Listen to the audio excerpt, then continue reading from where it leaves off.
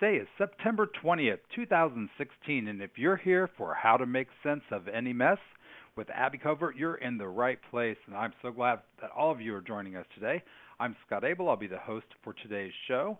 We've got about 600 people registered, so as people are logging in right now, I'll cover a few items just to take care of the housekeeping. First, we'd like to invite you, if you haven't already, to join the Content Wranglers VIP list, or our members-only exclusive access mailing list, when you get invitations to all kinds of events, conference discounts, and free downloads of tools and software. So take a peek at that. It's called the Insiders List. Also, today's show is brought to you by ZoomIn Software. ZoomIn helps organizations deliver content on demand across all customer touchpoints quickly, easily, and precisely. In fact, global brands like Jive, ServiceNow, Hitachi, and Cisco trust ZoomIn to deliver their content to documentation portals, knowledge bases, call centers, search engines, customer communities, and devices on the Internet of Things. So to learn more and request a demonstration today, check them out on the web at zoominsoftware.com. We're going to give away 5 books at the end of today's show. In fact, we'll be giving away one of our favorite books called The Author Experience by Rick Yagodich, part of the XML Press Content Wrangler series of books on content strategy. We've got 7 books out right now, and we have another 5 in the can, so to speak, that will be out later this year. So we hope that you'll check them out at xmlpress.net. A few housekeeping items. Yes, you can ask questions during the show today. In fact, if you use the Ask a Question button, we will receive a text-based message. Then later at the end of the show, I will prioritize them and ask them based on the time that's allotted and how much time that is left at the end of the presentation. We'll be answering, I don't even know, will we be answering polling questions today? Trey, are you on the line? I'm here, Scott. We don't have any polling questions today. Well, that's good to know. All right. Well, then we'll skip that and say rating the presenter. At the end of the show, we'd like you to use the Rate This button to leave a 1 to 5-star rating for the quality of the content that was provided today by the presenter, 1 being a low rating, 5 being the highest. Also, we've got some attachments, and actually they're links to documents that you can find in the attachments panel, and there's some interesting stuff in there from Abby. So you can take a look at some of the things that she's written, some presentations, a slide deck. I recommend them. I've checked them all out. She's one of my favorite experts, and I think you'll find a lot of value there. And the most common question we get is this show being recorded? And the answer is yes. You can return to the URL in which you're watching this program right now, later after the show, probably 5 minutes or so afterwards, and the recording will be made available. There will be a link that you can use to share with others, and embed code if you'd like to put it into a blog or an email newsletter of your own, and we hope that you will share it. Okay, let's not waste any more time. Let's welcome to the stage our presenter, Abby Covert. Abby, are you on the line? I am. Hi, Scott. Thanks for having me. Hi there. Thanks for joining me. I'm so excited that you're on the show today, and I know lots of our audience is too. Where are you broadcasting from today? I am broadcasting from sunny Melbourne, Florida. Melbourne, Florida. All right, great. Well, listen, I'm going to stay in the background to allow you to have the most time possible to do your presentation. When you're done, I will rejoin and take questions from the audience, and we'll go from there. Okay, sounds great. Thank you. Hi, everybody. So I want to start here. First, I have something to confess. I love helping people to make sense of messes. I'm a professional information architect, and because of that, the people who come to me have messes that are so big that they often believe that they are not able to be made sense of. In fact, at the beginning of most of my projects with new clients, it's almost like we're playing a game of chicken. They keep adding layers of complexity and thinking for sure that at some point I'm going to give up and admit that their mess is just too big. But instead, I often say, bring it on. So these are some pictures of the messes that I have helped to make sense of most recently. And I know that these pictures might be dismissed as just a pile of Post-its. And they are, in fact, just a pile of Post-it notes. But more importantly, these Post-it notes represent the hopes and fears of those who work on a product or service that I'm working with. And these Post-it notes are important because they're cognitive tools that allow us to dig into complexity and start to move forward. So I spend a lot of my time as an IA helping teams to make and then sort through big, messy piles of Post-it notes. Now, I am deeply aware that not everyone has the want or the stomach to deal with messes. But that doesn't change the fact that all of us, especially those of us working to deliver quality user experiences, face messes that we must make sense of. In fact, the world is messier now than it has ever been before. And even scarier to think on is the idea that tomorrow, the messes that exist will have become even more messy. Because like broken windows in bad neighborhoods or barnacles on ships, with time, messes only get messier. So there's a material that's to blame for most of the messes that we face. And this material is not new to the digital world. In fact, it is as old as humanity is. Yet it's also one that you are probably asked to deal with more and more every day. This material is called information. Now, the tough thing about understanding information is that it isn't like other materials that we're taught to use, like brick or glass or even pixels. Information is much sketchier to grasp, and it's very difficult to understand it because it's different than the physical materials that we've gotten so used to wrangling. This is because information can be found in a lack of physical material as easily as from the presence of it. In fact, information only exists in the heads of those that interpret our work. Now, I know that this can start to sound a little bit like the hippy-dippy freshman philosophy class that you took one day, but I want you to bear with me. Let's take this example of the picture in front of you from a bakery case. Now, many of you encountering this bakery case might make the decision that the oatmeal cookies are less desirable or purchase less than the double chocolate chip cookies, because there are many more oatmeal cookies than double chocolate chip cookies.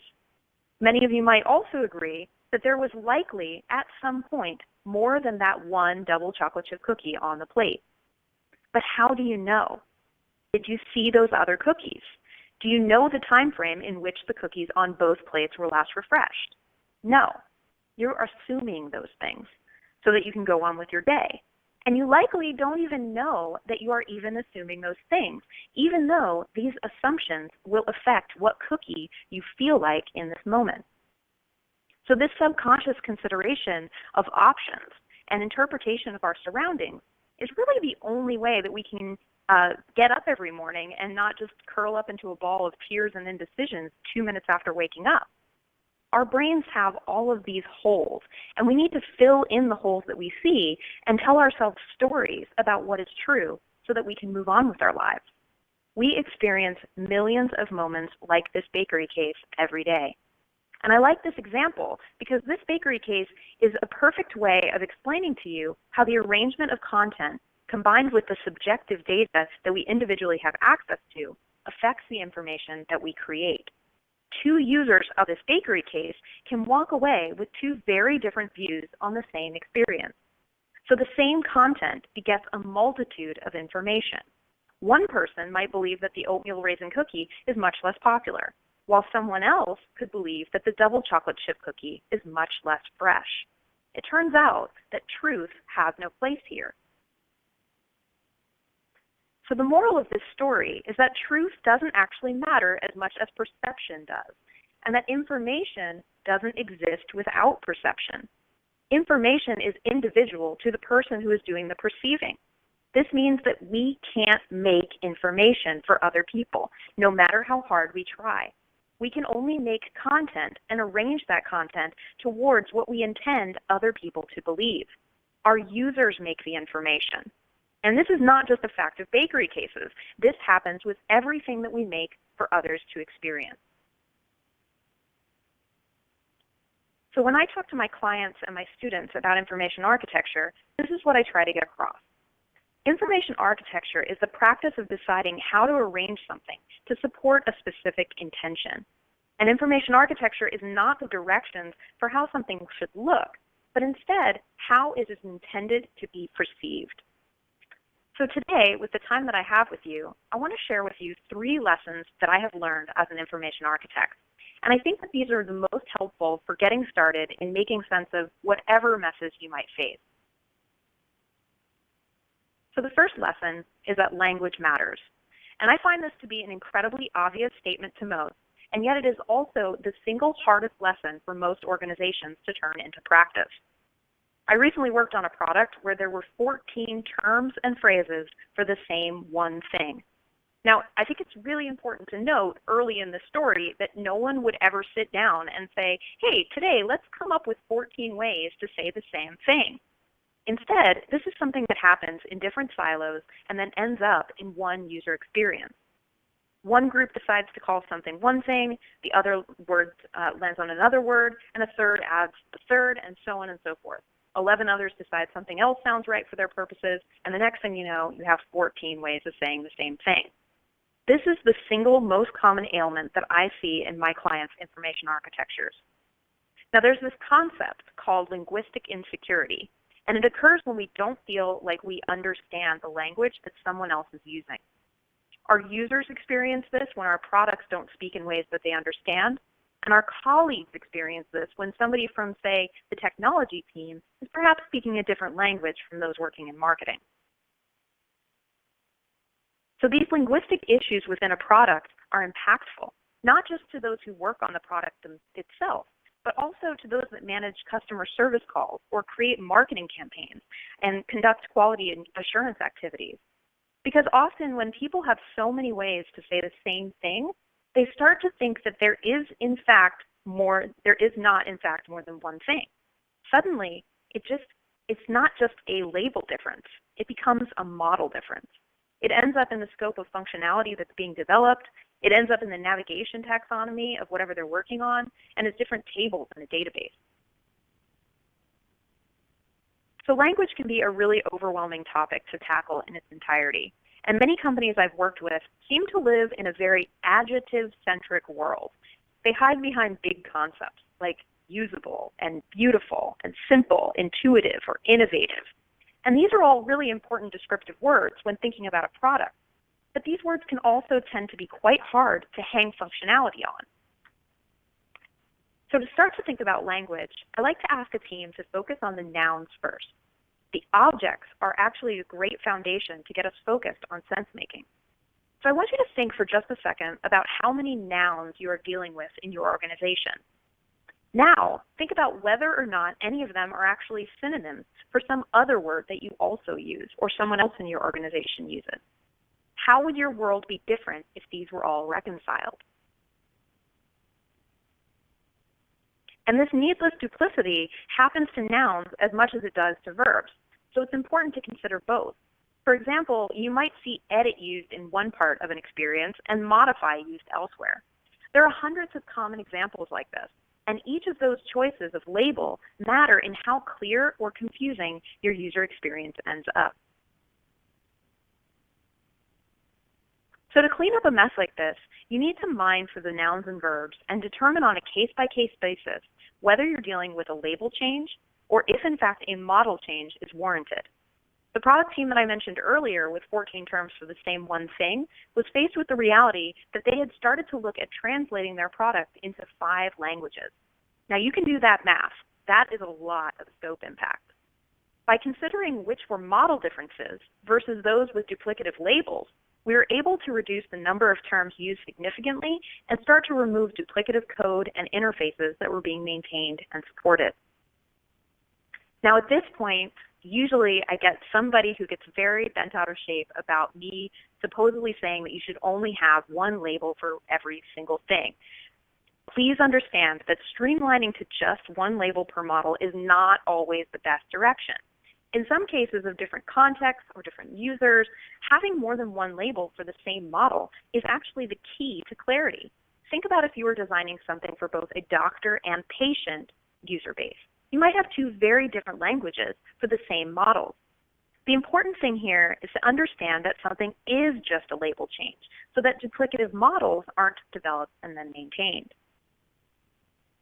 Ultimately, the goal is not to simplify the language necessarily, although I do find that that is often needed. The goal here is to actually know what you mean when you say what you say. So I want to introduce you to a tool that in my experience creates the most agreement among people about what things mean, and it's called a controlled vocabulary. Now, it isn't complicated or technical to develop, although it is a little time consuming, and to be honest, it's not very sexy to look at either. This is just a list of words with definitions and rules for usage. But the power behind this list is that it is the list. No one is allowed to go against the list without changing the list by agreement of the team. So I think it's important to think about language as one of the building materials that is shared across all functions of your business, because experiences are made of language. And there's an incredible opportunity for most teams to think about how their choices of language may be cumbersome for users to understand or for teams to maintain and support. In my experience, every organization has what I like to refer to as semantic dragons. Whether they be legacy terms or internal language that confuses users or jargon that's inherited by an industry or a context, the elimination and clarification of these words can make a major difference in almost any organization. So language is all around us, and without rules for how we can use language consistently, semantic dragons will reign free and terrorize your proverbial villagers. This idea might seem simple enough to not even be needed, but I have literally had clients and colleagues hug me on delivery of a controlled vocabulary document. It is often noted as the single most important thing that I can deliver as an information architect, because it gives the team something to point to in determining what they mean when they say what they say. So our second lesson, there is no right way. So I want to clue you in on a little secret. I am not actually an expert in organizing things the right way. I am an expert in getting people to agree on their way to organize things. And this means that if you ask me a question about how to organize something, I will almost always say something like, it depends on what you want to accomplish. So I want to give you an example to start with. Let's say that we're working on a grocery product. And after some research into how people organize produce, we determined that tomatoes, squash, avocados, and eggplant are not easily discovered by users when classified as fruit, which is how science classifies them. So we decide, as Fresh Direct and Walmart have here, to classify these instead as vegetables. You see, in most contexts, the taxonomy we choose is much more a tool of rhetoric than an exact science. And I like this example because the scientific way actually does exist. It just doesn't make sense to serve these products to obey those standards. Now, I want you to think for just a second about the impact to sales and findability if teams working on these products had insisted on adhering to Linnaean taxonomic standards. No one would be able to find anything. Now I want to contrast that with another assignment. Let's say that we were instead organizing a teaching tool to teach middle schoolers about scientific classification of plant life. Would we make that same decision? Probably not.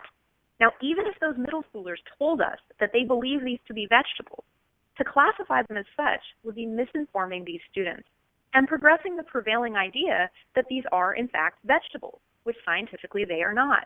So the way that you organize your produce actually says a lot about you. So simply stated, there is no one right way to organize anything. And it turns out that the organization of things is only correct insofar as it helps you to reach the intention that you've set for whatever you're making. This means that some websites are architected to get you to pick up the phone, and some mobile apps are architected to get you to go to the desktop. Some buildings are even architected to get you to leave quickly.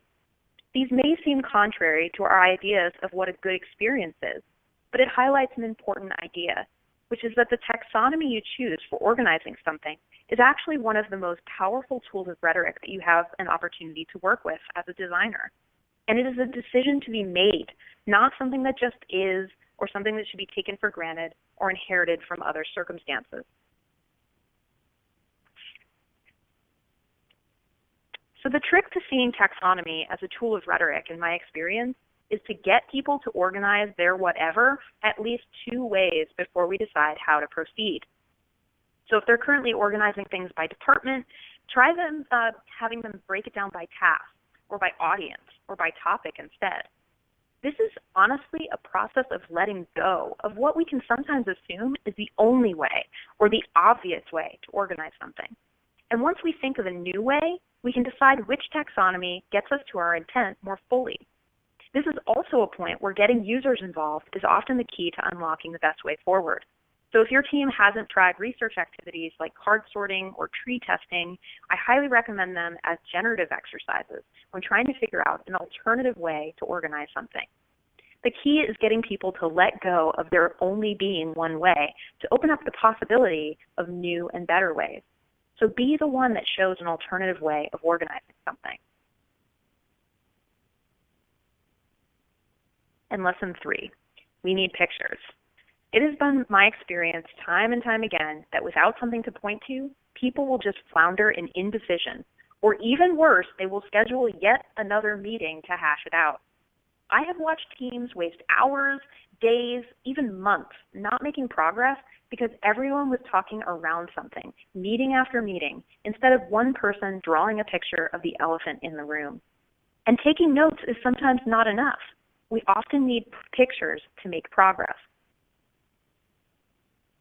So as simple as it may seem, making pictures of things allows us all to get on the same page, literally, and adjust our mental models accordingly. And I am not talking about making wireframes and sitemaps. In fact, often the decisions we need to make are obfuscated by jumping to drawing the solution to an underdefined problem.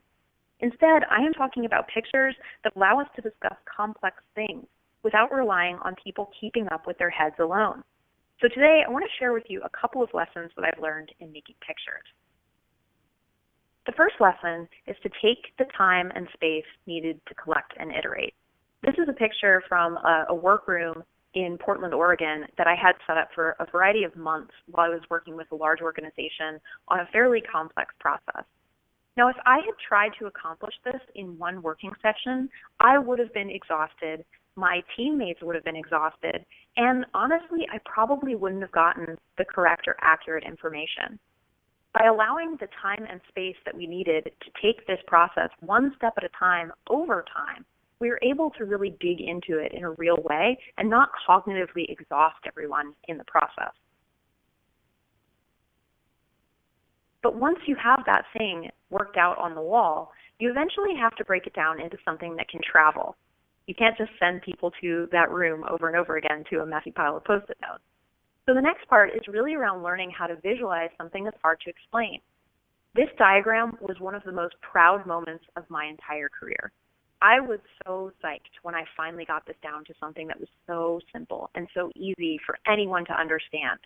This was a process that was 96 weeks long that involved hundreds of people at a certain organization, and no one had ever drawn a picture of it before. No one had even made a document that had all the steps together before because they were, separated in silos of the organization based on role and goals and everything else. So making this diagram was huge for my client, and I was so proud of it. It is also one of the diagrams that failed more miserably than anything else I have ever created. Because what happened was I sent this diagram to the designers and the developers that were working on a suite of software to aid this process. And because it was so simple, they started to make assumptions about it that weren't necessarily going to be helpful for the users of that software. They assumed, based on the simplicity of the diagram, that this was a step-by-step process, and so that they could design software that was more like a wizard. Welcome to week 1. This is what you have to think about in week 1. Welcome to week 2, and so on. So what happened was they started to talk about these design concepts that were incredibly flawed when you actually thought about the users of the software. So a couple weeks into hearing these things at meetings, I republished the diagram. And this is what I republished it to. Now, this is a much less simple diagram. This is actually quite complicated to walk somebody through, but it inspires realistic and not simplistic thinking. And this was really critical for those designers and developers to understand that during that 96-week process, a user of that software was not just managing one cycle. They were managing these interlocking cycles that were all at different points in the process as they went through a single point in time. So it was a very complex thing to think through from a software perspective, and this diagram allowed them to be realistic about it. So I think it's really important that when we're making pictures, we are careful of reductionism. This is a very cute picture of pizza, but for certain contexts, it doesn't make sense to use. For example, if you had a visitor from outer space land on Earth and you gave them this picture of pizza, they had no concept of what pizza was, and you ask them to make a pizza, where would they put the tomato sauce in relation to the cheese based on what we're directing them to do here? They wouldn't be able to figure it out. There's all these varieties and all this ambiguity that's introduced by the reductionism of the diagram. So they might put the tomato sauce on top of the cheese, or maybe they'd put the tomato sauce and the cheese in a bowl and mix it up and spread it on the pie. We have to be really careful about the things that we reduce and think about what the context is of the use of the pictures that we're creating. So if we wanted to help aliens from outer space make pizza, we'd have to show them not just the result, but also the process. And IKEA has gotten very famous for doing this with their exploded schematic on all of their furniture. If you only had a picture of the furniture put together, think about how difficult it would be to put it together yourself without those piece-by-piece instructions. Now think about the wireframes and sitemaps that we often provide to our developers and designer colleagues. We're not showing the process. We're just showing the results. Sometimes it's those in-between steps that are actually the things that need to be discussed.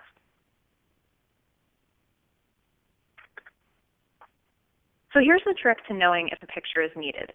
If you've ever had a conversation or a meeting with someone who is using their hands while they're talking, they are actually drawing a diagram in their head. And you should make it your business to get that diagram out of their head and onto a piece of paper or a whiteboard or a napkin as soon as possible. Because when you add your own perceptive lens to the mix, it might not actually look the way you're assuming it does. In my experience, pictures can help to release frustration and eliminate arguments. So try having everyone draw what they see in their head and then compare them with each other while making one picture that everyone can agree on. Or if you can't get people to draw, which is definitely a challenge, make a picture of what you see in your head and ask people how it's different than what they see in theirs. And remember that these pictures are not pretty pictures to be presented or sold to other people. The intention of these pictures is to change, so try not to be too protective of them. These pictures are not of solutions or interfaces. They are pictures of problems and complexities that we need to sort out. With something to point to, we can reach agreement. And only when we have agreement can we actually move forward. Without agreement, I guarantee you, you will linger in a sea of indecision and assumptions. One other little hint that I've learned over the years, the person who picks up the marker first tends to own the project. So if you're looking for that moment to step up at your job, be the one who isn't afraid to draw that monster that's in everyone's head. So I hope that you're walking away with 3 key lessons about information architecture. The first is we need to know what we mean when we say what we say. So don't be afraid to talk about the language in your organization. The second is there's no right way to organize anything. There's only the way that gets us to our intention. So show an alternative way of organizing something. And third, making simple pictures of complex things is really the key to agreement. So make a picture of the monster that's in everyone's head. Lastly, I really hope that none of these steps feel like something that you need a specialist to take care of, because information architecture is not just for information architects. It's an important practice to understand if you are making anything for other people. So before I leave you, I want to ask a favor to everyone that's on this webinar.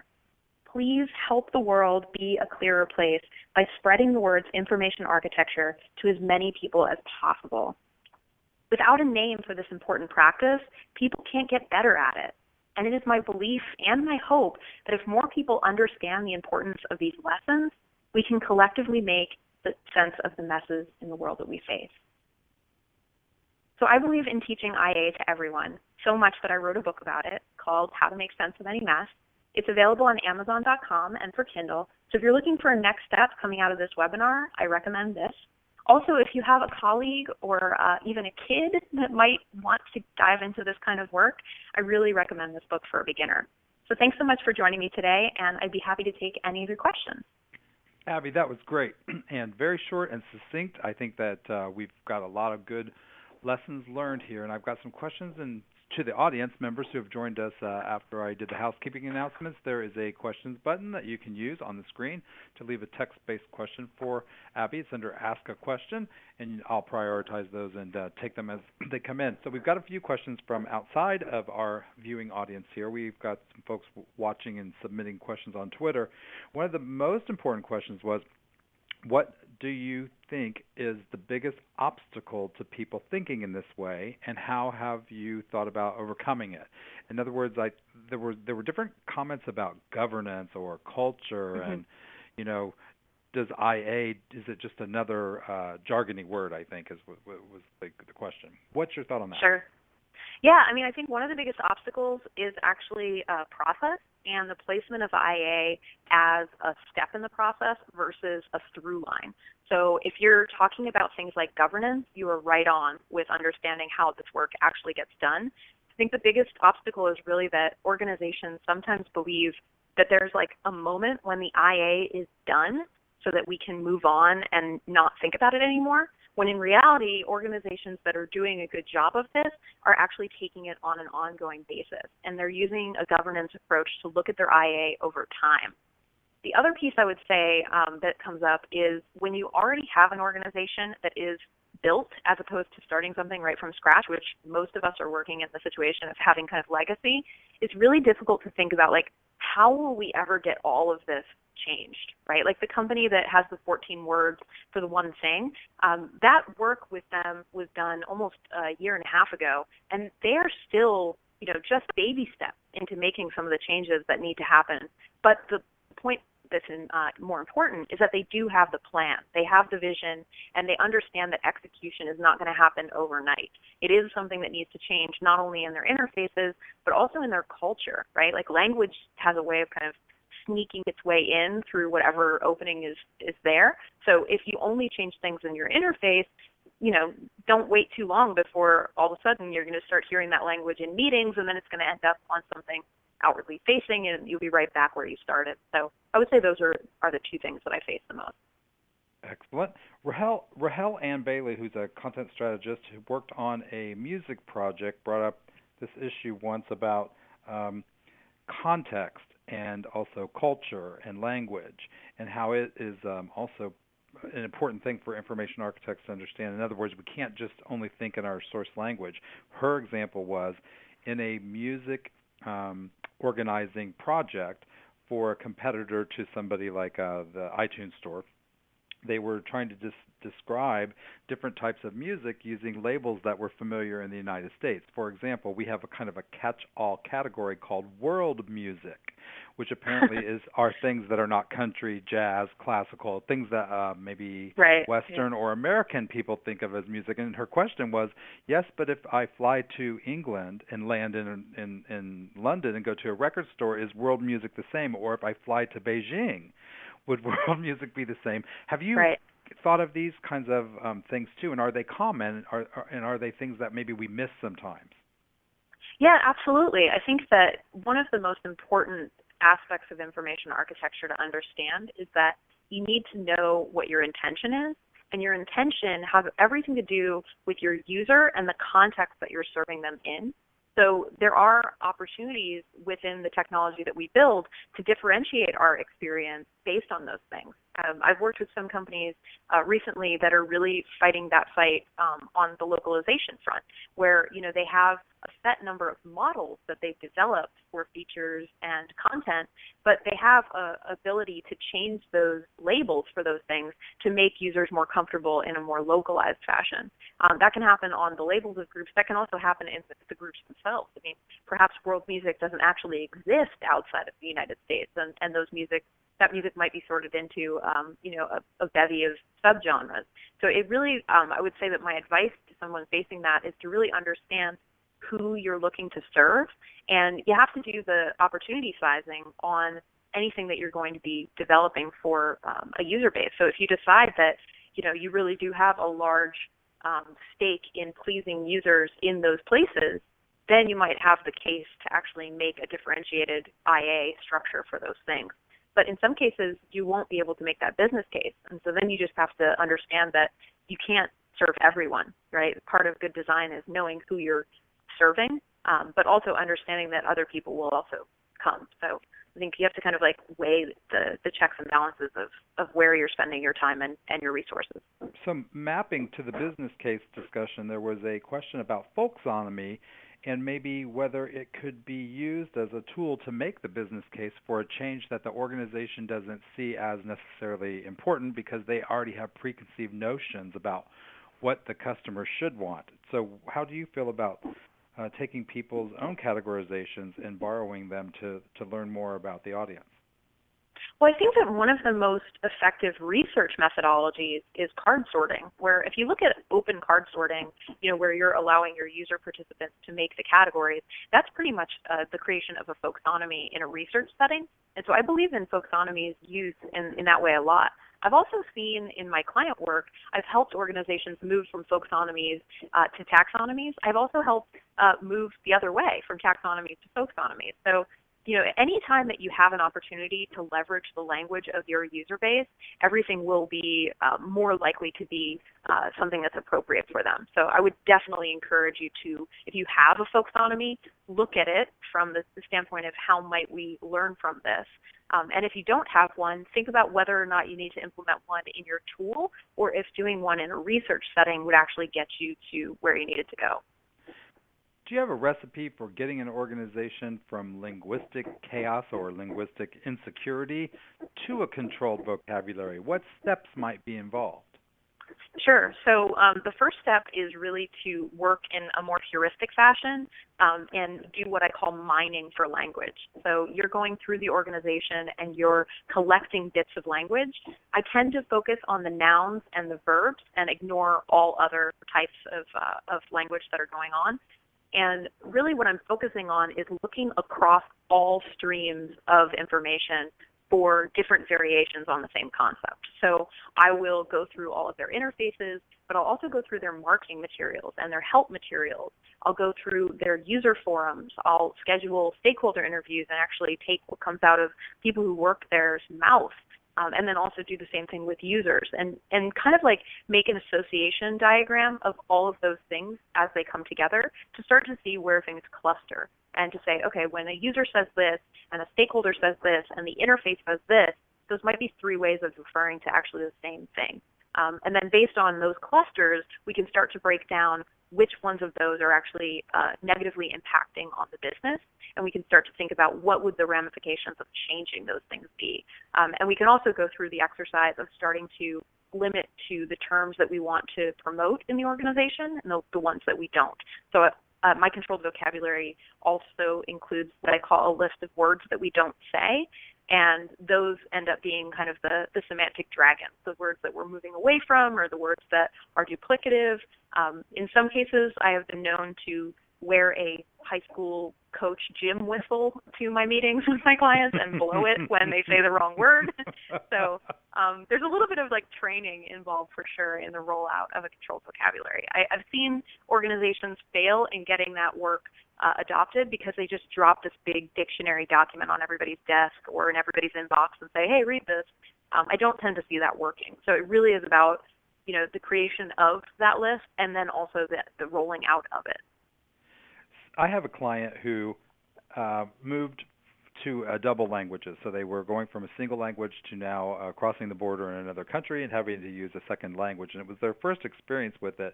They had two terminology projects going on at the same time, one for the GUI and one for the product information about the GUI and about the product. And, of course, they used two translation memory systems. They were not the same system because they never talked to each other. Do you think that silos are part of the problem and that in order to get people on the same page, it's really important to bring them together to discover these things before it's too late and then they've invested a lot of time and money in this? Yeah, absolutely. Breaking down silos is a big part of what I help organizations to do. One way that I've found that the most effective way to kind of do that is if you have a fairly large organization, it can feel really impossible to get everyone in the room together.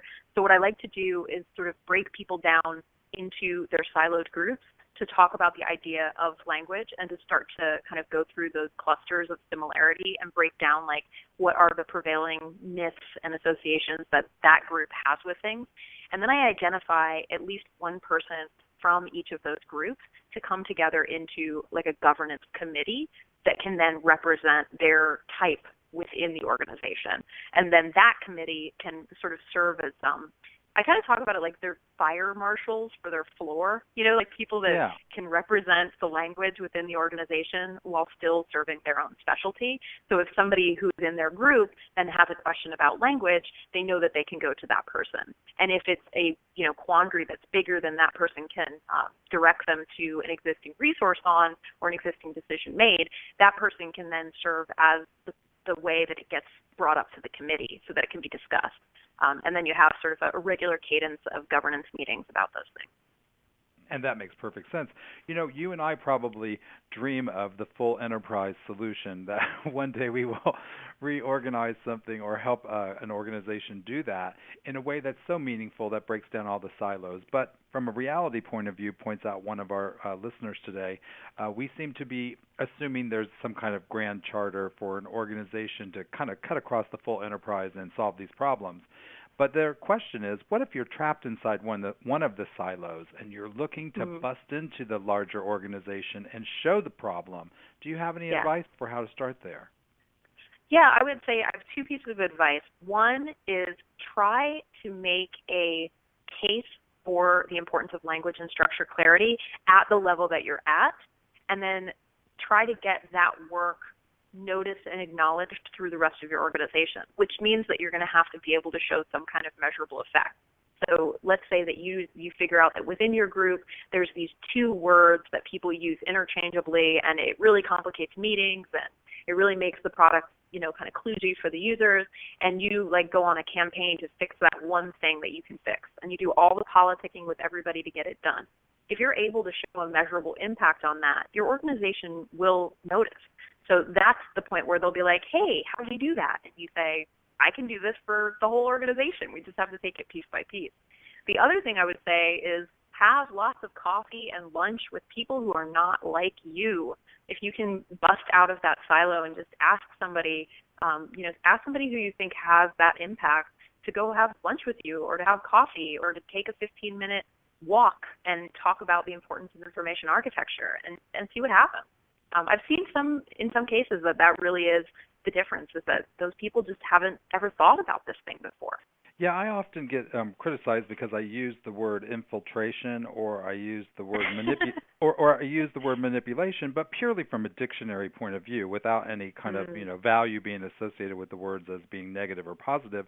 It is indeed, I think, what we're trying to do, right? We're trying to somehow surreptitiously and perhaps gradually bring people along to a new idea that they do not, it doesn't jump out at them as being obvious. And so we do have to make the extra effort, don't we? Yeah, I think so. I mean, most of my projects start with a set of stakeholder interviews. And usually when I get to the questions that are surrounding language, at first people are a little like, what do you mean are there language issues?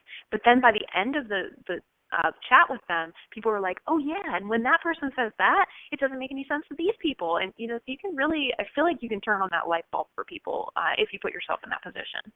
Can you say a little more about card sorting that you referenced earlier? There was some confusion amongst a few of the viewers that they would like to know, what is it exactly and what kinds of ways would you employ it?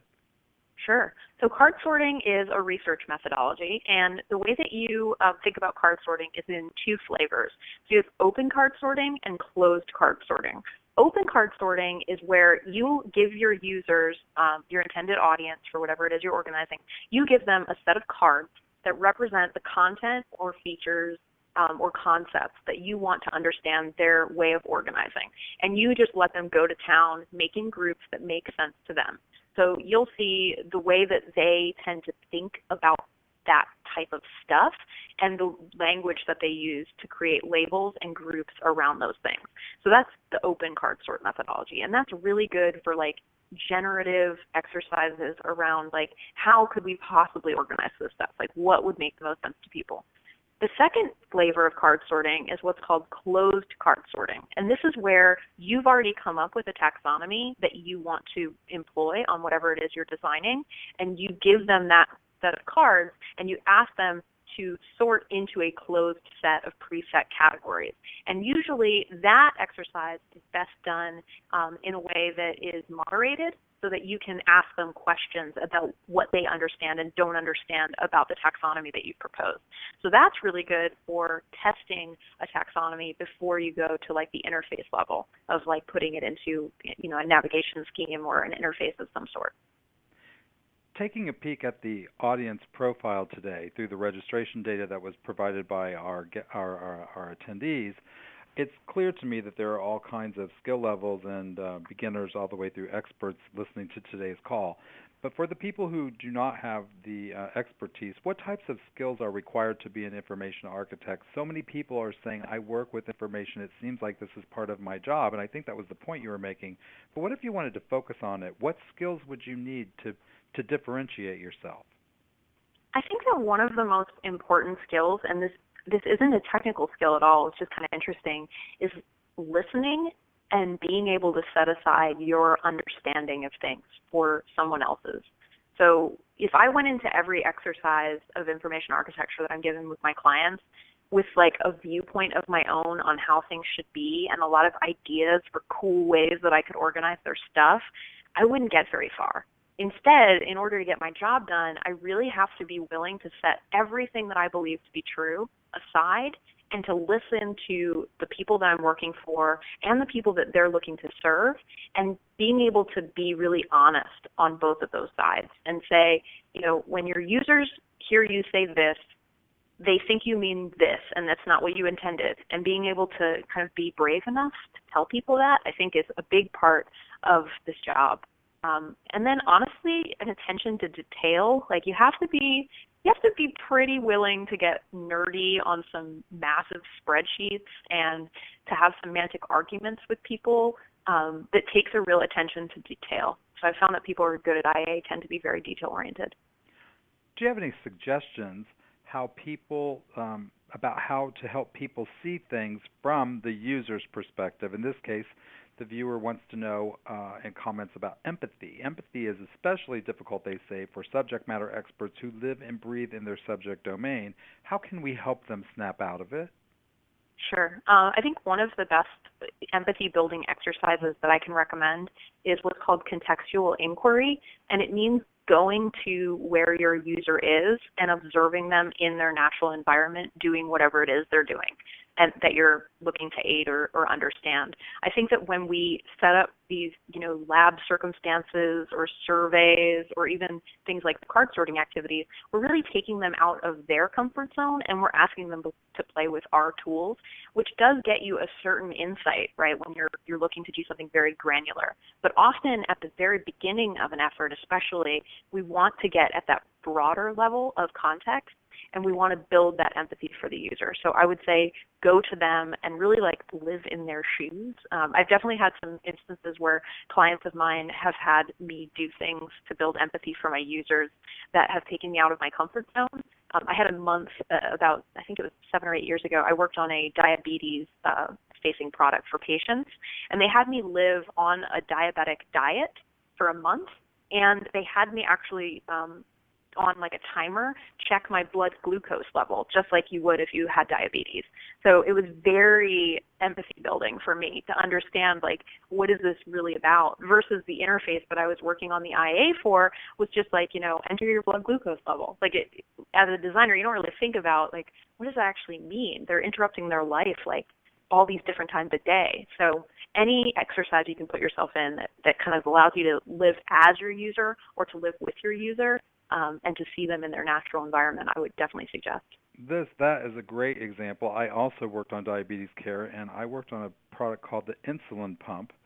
And the insulin pump is something that delivers short-term insulin many times a day to keep blood sugar consistent and actually plugs into your body. So we had to talk about it from the perspective of the nurses that were going to provide the training and the assistants, the doctors, and the other healthcare professionals that would actually do the prescribing, the patients, which could be pediatric, by the way, and so we'd have to have information for the mom, and we'd have to have and the dad, and also the child, and then we had to have information for billing, and all of those people we had to understand their jobs, and the only way we could was to do exactly what you suggested. So my question to you is, why do IA projects fail in your belief most often? Not that we've worked on them and you caused them to fail, but why in general do they not do well? Well, I mean, first of all, I have absolutely worked on IA projects that have not gone well.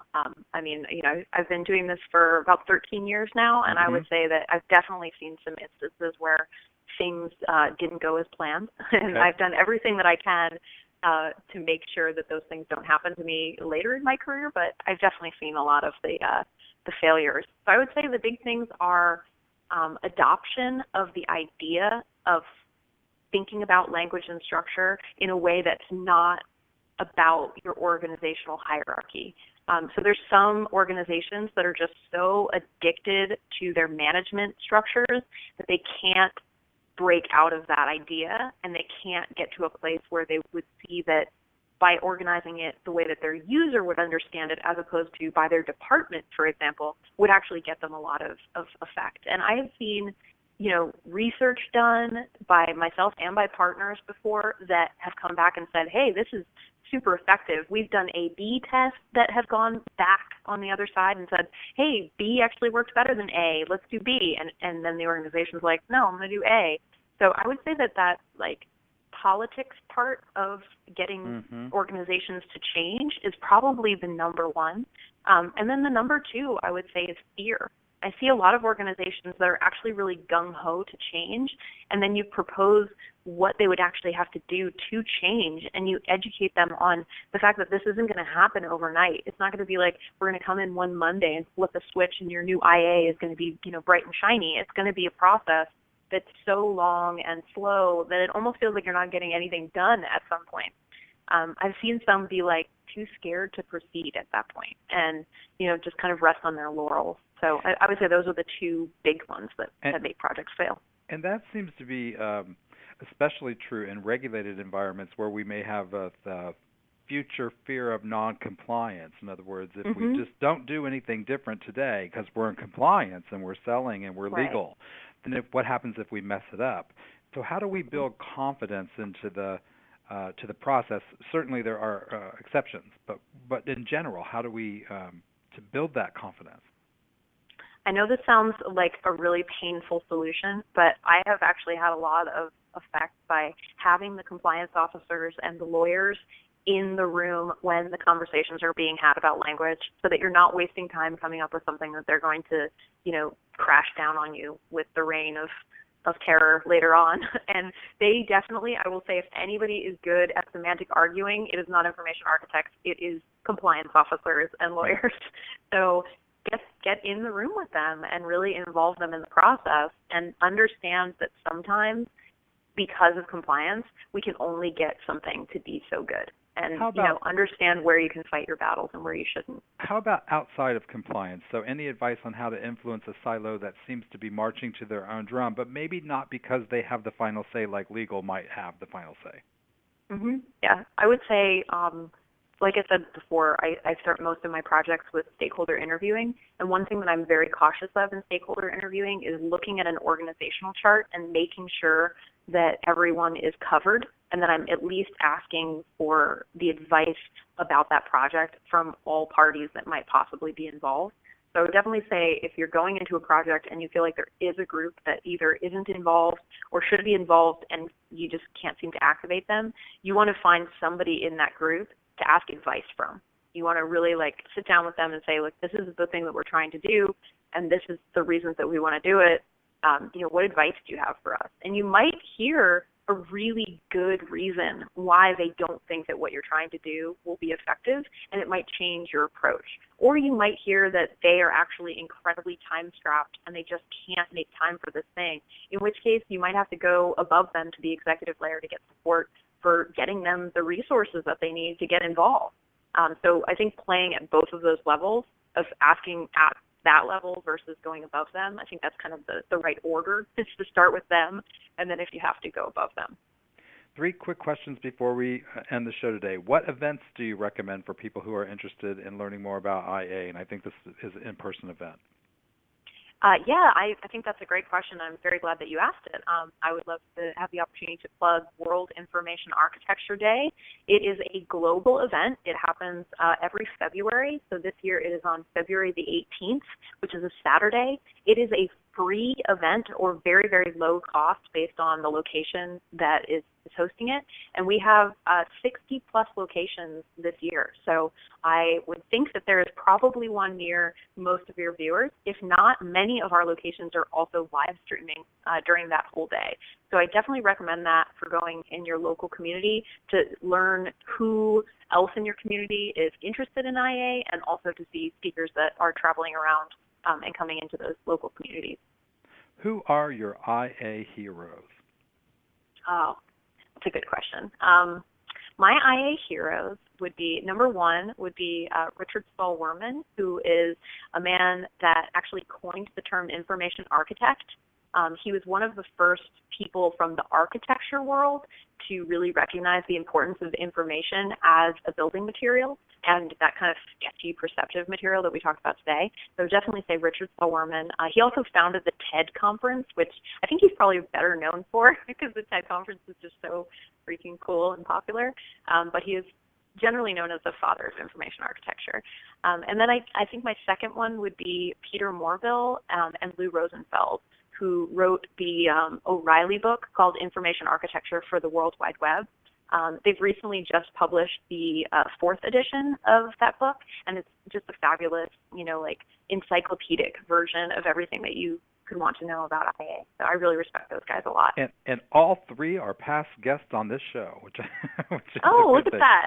That wasn't planned, you guys. No, not at all. In fact, this was a question from Twitter. Here's the last question. What books are required reading for anybody who takes information architecture seriously? You just mentioned one. Of course, Peter Morville's written books about it, and so has Richard. Are there others that are maybe in the weeds somewhere that can teach you something? Yes, so many books. I would say one of my favorite books is a Richard Saul-Wurman book. You can get it out of print, but there are copies available on Amazon. It's called Information Anxiety, and it's a really, really great introduction to the kind of problems that we're facing as the amount of information increases in the world and the number of channels we're communicating on increases. He also gets into a lot of personalities and dealing with people in that book, which I find to be really interesting. Another book that I think is just fabulous is Lake Off, and that is Women, Fire, and Dangerous Things, and it's about the impact that taxonomy and classification can have on perception. And I just think that it's just a wonderful, wonderful book. Awesome. Wow, that was a great show. We had tons of information, lots of questions, so I thank you for joining us today. I'm going to give away a few books real quickly before we sign off.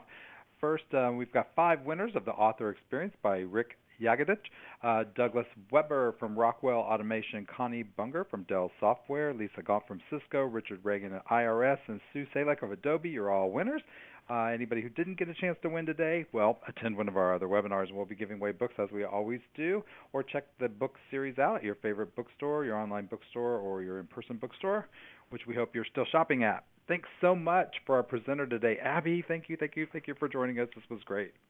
Oh, thank you so much for having me. This was a blast. I hope you did have a good time, and I know that the audience did. So thank you for joining us and sharing your knowledge of all things IA. My name is Scott Abel, the Content Wrangler. I was your host for today's show. We hope you'll join us at another show. In fact, we've got one tomorrow and almost every day for the rest of the year. This was How to Make Sense of Any Mess with Abby Covert, brought to you by Zoom In Software and the Content Wrangler. Thanks for joining us. Until next time, have a great day. Bye-bye.